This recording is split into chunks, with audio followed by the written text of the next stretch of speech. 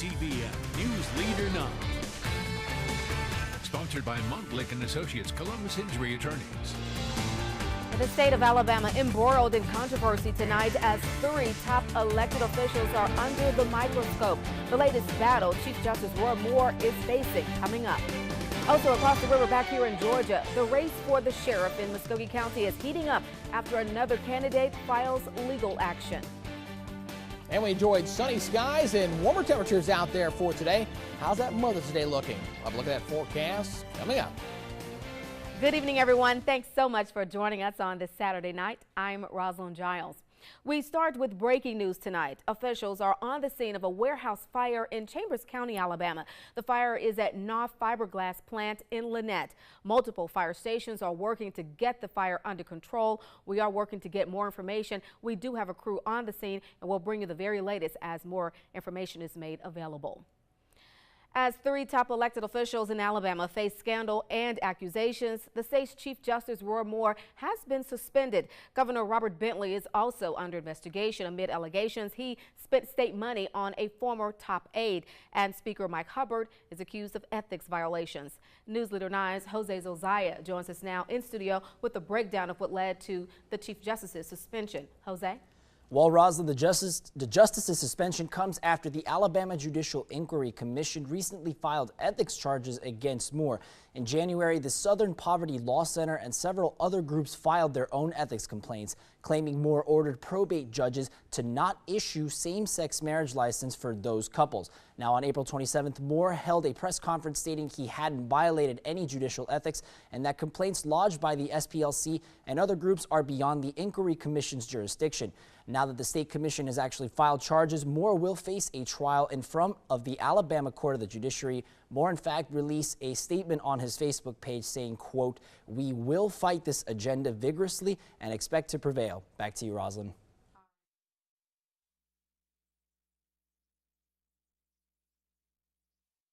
The people in East Alabama.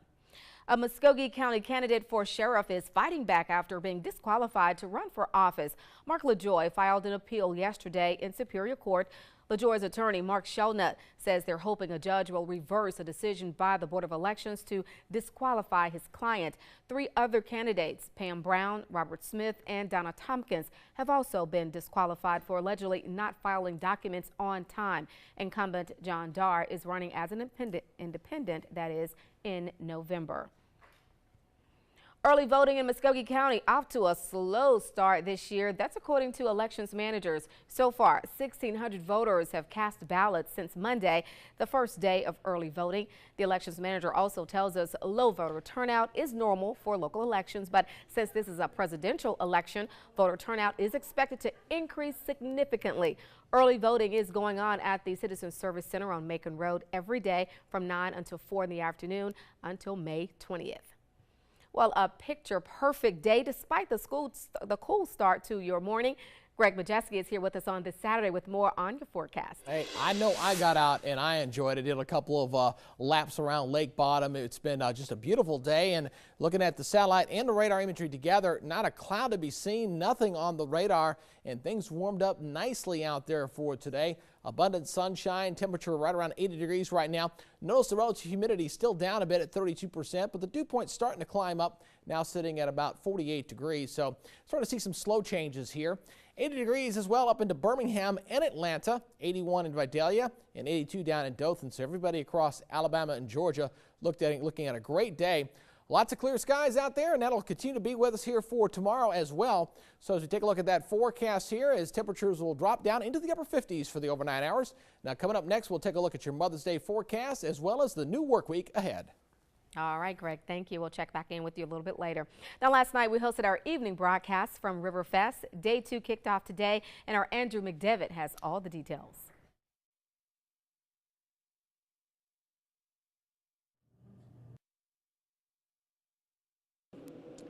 Day 2 of Riverfest 2016 had beautiful weather and all kinds of fun for you to enjoy. A Boy Scout exposition, an arts festival, and dragon boat racing, to name a few.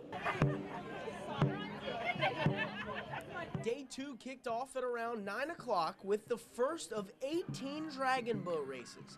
Each team participated in 3 races, with the top few advancing to a final. Well, we partner with Uptown Columbus, and they're just, they got boots on the ground here, grabbing all the teams, going to different companies and community organizations and just recruiting. And even though it may look like just fun and games, the race really takes a lot out of you. But everyone was excited to be a part of a great event that involved so many different members of the community. The CEO thought it would be really good to get us out exercising today, and it's also good to show that we're a part of a community, and it's a lot of fun. Another event with a 9 o'clock start time was the Boy Scout Exposition, with all kinds of educational activities. Our troop is here. We have a booth set up, and it's wilderness survival. And so it's just to teach some scouts some different skills that they can learn through Boy Scouting. Along with the Scout Expo, there were plenty of local food chains, food trucks, and artists showcasing their talents as well. I think it's just a wonderful cultural event for the community to come out and appreciate all the different aspects that can be brought together into one thing for one day that appeals to a lot of different age groups. Now, the live music does not end until midnight tonight, so still plenty of time for you to come on down and enjoy the fun. Reporting in Columbus, I'm Andrew McDevitt for WTVM News Leader 9. All right, Andrew, certainly looks like a lot of fun out there. Well, also volunteers came together today to make the streets of the Fountain City and Phoenix City beautiful. Their targeted area today was the Historic District, Uptown, and the Riverwalks in Phoenix City and Columbus. Organizers say it was a great way to stay active, all while doing a great thing for the community. We're just trying to get people off the couch and out volunteering, to be part of their community, to kind of give back, and rather than complaining about things, actually doing something that helps out the community. They also say it's not just up to the city to keep things looking great in the community. Everyone must do their part. Officials in Alberta, Canada are racing to stop a massive wildfire as it continues to spread. We'll have the latest coming up. And we're looking at plenty of sunshine across the deep south. Will that sunshine and warm weather stick with us into your Mother's Day? We'll let you know coming up. Canadian officials fear that a massive wildfire in Alberta could double in size by the end of the day. Take a look at your screen. More than 80,000 people have left the fire-ravaged area of Fort McMurray in the heart of Canada oil sands, where the fire has torched 1,600 homes and other buildings. Police say many parts of smoke-filled Fort McMurray are burnt and visibility is low. Officials say dry conditions are fueling the flames. Over the weekend, it looks like the weather in and around Fort McMurray will still be, sadly, very conducive to serious burning conditions. The situation remains unpredictable and dangerous. The fire has burned through 602 square miles, an area larger than New York City. Unbelievable. A 62-year-old federal law enforcement officer is now facing murder charges in 2 Maryland counties. Police say Julio Tordil shot and killed 3 people, along with killing his estranged wife outside a school Thursday in Prince George's County. He's been charged with murder and assault for allegedly shooting and injuring a man who tried to intervene.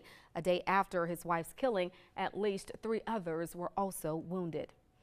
In the race for the White House, Donald Trump taking hits from all sides. The likely Republican nominee hit with criticism from fellow GOPers and Democrats alike. ABC's Mary Bruce is with the Trump campaign there in Washington State today. Donald Trump, the only presidential candidate on the campaign trail today. Are you on our side? Out. Trying to refocus away from the growing split within his own party and back on Hillary Clinton. Who would have thought this? Trump wins before Clinton. You know why? She can't put the deal away. But it's not clear yet if it's working. Top-tier Republicans are choosing sides, and some of the biggest names in the party are refusing to back the billionaire businessman and likely GOP nominee. That list now includes former rivals Lindsey Graham and Jeb Bush, along with his brother and father, and House Speaker Paul Ryan. I think it's going to grow. I think it's going to get longer. I think it's a development because of how Donald Trump conducted this campaign. Trump is now supposed to be unifying the fractured party after a tough primary battle. But even before he heads to Capitol Hill next week, he already had words for the speaker. Then all of a sudden, he wants to be cute. But, you know, we'll see. As the GOP wars from within, Democrats are firing their own attacks, including Senator Elizabeth Warren, who first tweeted accusing Trump of being racist, then called his new nickname for her lame. She's a goofus. She is a goofus. Hillary Clinton is off the trail, attending her nephew's college graduation at Loyola Marymount University. However, she did hit Trump on Friday. And their presumptive nominee, otherwise called their presumptuous nominee. But first, she must beat her rival Bernie Sanders, and he's vowing to go all the way to the Democratic Convention in July. Mary Bruce, ABC News, Linden, Washington.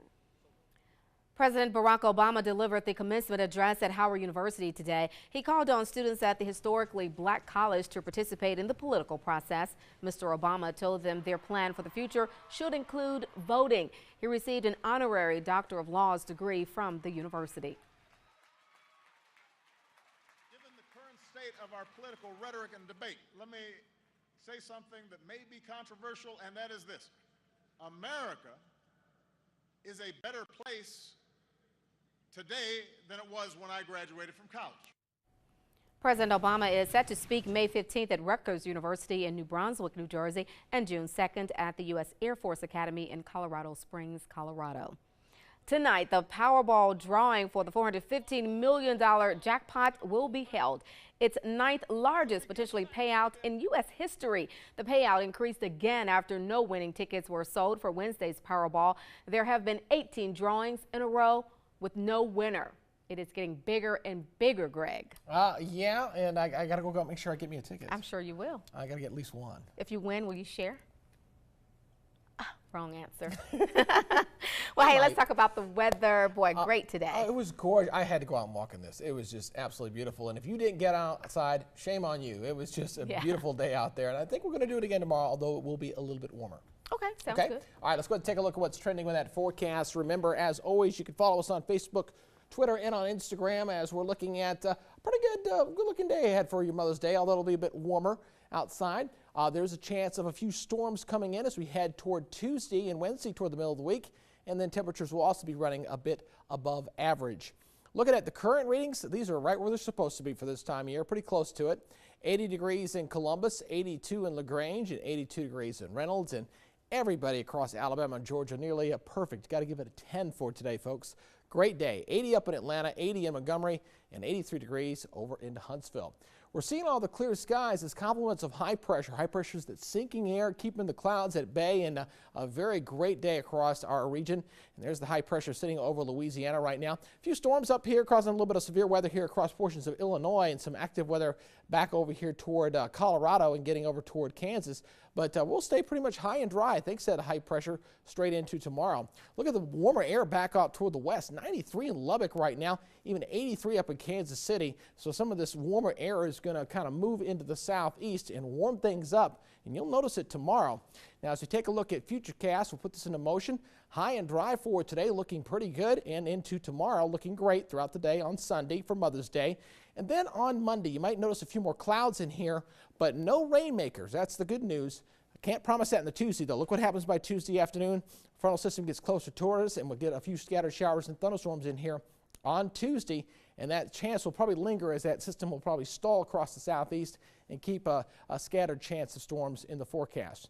So here we go with our zone forecast for tonight. Normal low right around 59, and we'll be pretty close to that. Looking at 55 for Lafayette, 55 at Pine Mountain. Coming down toward the south, looking at 58 degrees in Columbus, 53 in Tuskegee, and 56 degrees in Buena Vista.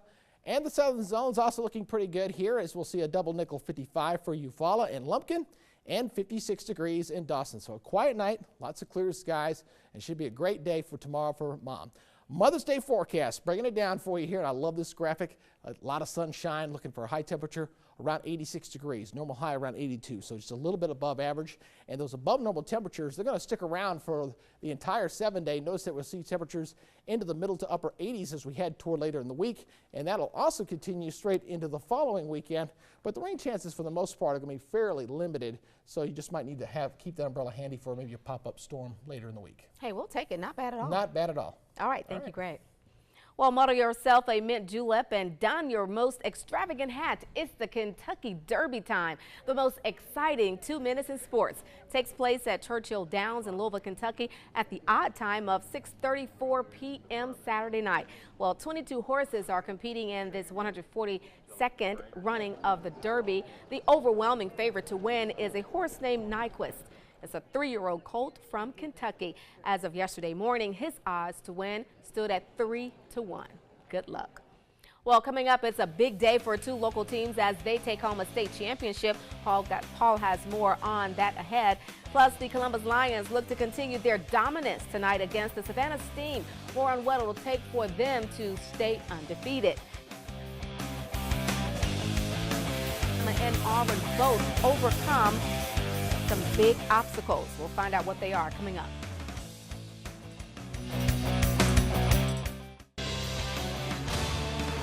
Now, from WTVM Sports Leader 9, Paul Stockman. The Columbus Lions are the hottest team in the AIF right now. Undefeated, largest point differential in the league, and dominant wins in 5 of their 6 games. They're not just hot, they're steaming hot, and they look to stay hot when they face the Savannah Steam in game number 7 tonight at the Civic Center. And while their defense has been the talk for weeks, they wouldn't blow out all those teams without a powerful offense. They've put up at least 65 points in every game, and both quarterback Casey Kaz and wide receiver Michael Reeve are quickly becoming the Montana DeRice of the AIF. And this offense is just getting started. Man, I don't want to jinx myself, but it's just clicking. It's just there. All the receivers, I got 2 or 3 receivers that don't even play that would start on any team in this league that are just their lights out. So how do you choose? We got vet receivers. Goose came on from last year. We're attacking this year, probably gonna be the MVP. So like I said, everything's just missing together, man. You know, practice make perfect. We just practice hard every day. Kickoff for tonight's game coming in just a half an hour at 7 p.m. over at the Columbus Civic Center. Some college softball action this afternoon. Alabama hosting Georgia, and the Dogs were all over the Tide throughout the early parts of the game. Alex Hugo at the plate with a runner on second, and that one is well hit and long gone to left field. That's the second home run of the game for the Dogs. They lead 7-1 in the 6th. But the Tide would not give up in this one. Bottom half of the frame, bases loaded, 1 out. Andrea Hawkins with a grounder to second. Hugo can't reel it in. A run comes in, and that would open the door for a comeback. Now 7-4. Haley McClaney with a liner to right. A run comes in to make it 7-5. Bases still loaded, still only 1 out. Tide get it to 7-6. Bases still loaded. Leona LaFele with a 3-2 count. Ball 4, walks in a run, and we're tied at 7. Still only 1 out. Marissa Runyon with a grounder to second here. They're going to tag the runner at first, but a run would still come in as there's only 2 down, and Bama takes a lead 8-7. Then in the 6th, still 2 down. Reagan Dykes with a single to right. In comes the final run of the inning. They opened up that door, turned out to be a floodgate. Alabama goes on to win 9-7, 8 runs in that 6th inning. Auburn at home this afternoon hosting Texas A&M, trying to snap a 3-game losing streak. Bottom of the 3rd, game tied at 5. Bases loaded. Casey Cooper with a ground ball to short. They go for the fielder's choice at 3rd to get the out. Scores the go-ahead run. Tigers came back from a 5-1 deficit to lead 6-5. Then in the 4th, runners in scoring position. Ashley Walters with a grounder to short. Whitney Jordan can't come up with it. Everyone's safe, and the tying run scores at 6-all. Then later in the inning with 2 runners on, Samantha Show with a line drive to center. Surprisingly gets over the wall. That's a home run. Still counts. 9-6 Texas A&M. Top of the 5, 10-6. And now it's 13-6 with 2 runners on. Walters going deep this time to left. Another 3-run shot for the Aggies. Auburn falls 13-6 this afternoon. They look to avoid the sweep this tomorrow afternoon. Let's go locally. Columbus State hosting the NCAA Regional in men's tennis this morning. Early morning breakfast in tennis, of course. Facing USC Aiken, they did very well. Top doubles team KP Panu and Zach Weinga's taking it to their opponents. Zach with a nice point there. Later, one more time for Weinga. They took an 8-4 match victory for the Cougars in doubles. Want to talk about dominant? Look no further than number 2 team doubles. Marco Almorin and Martina Sakaitis. There's one of their points. They easily beat their counterparts one more time here with a slam at home. Nobody there for that one. 8-2 they won to take the match. Singles was just as successful. KP didn't even need a stinking partner with this one. He gets a 6-1, 6-1 sweep in straight sets and singles. CSU sweeping the matches this morning 5-0. the final. Big congratulations going out to the Brookstone Cougar girls tennis team today. They won the GHSA A Private State Championship this morning, taking down Stratford Academy 5-0. In fact, they have swept every team in the playoffs on their way to a state title. They did not lose one match the whole way. That is impressive, to say the least. They earned those rings indeed. Also, congrats to the Columbus High Blue Devil girls team. They're also state champs, this sometime in 5A, taking down Kell High School with a sweep of their own, 3-0. Bit of a tougher road for Columbus. They had a bit of a challenge in the semis, but that didn't matter. They still take home the title. Congratulations to them as well. Unfortunately, Taylor County falling in the state championship game today. We were rooting for them as well, but good to see at least 2 out of 3. That ain't bad, right? That's very good. Big thumbs up from me. Yeah, yes. Very happy for them. Congratulations. Thank you, Paul. Get us ready for tonight. Quick look at your forecast. Wake up temperatures for Mother's Day in the upper 50s, but a warm day, sunny and dry, high of 87 for tomorrow. Looking good for Mother's Day. All right, exciting. Thank you all for joining us tonight. We'll see you back here tonight at 11. Have a great one, everyone. Good night.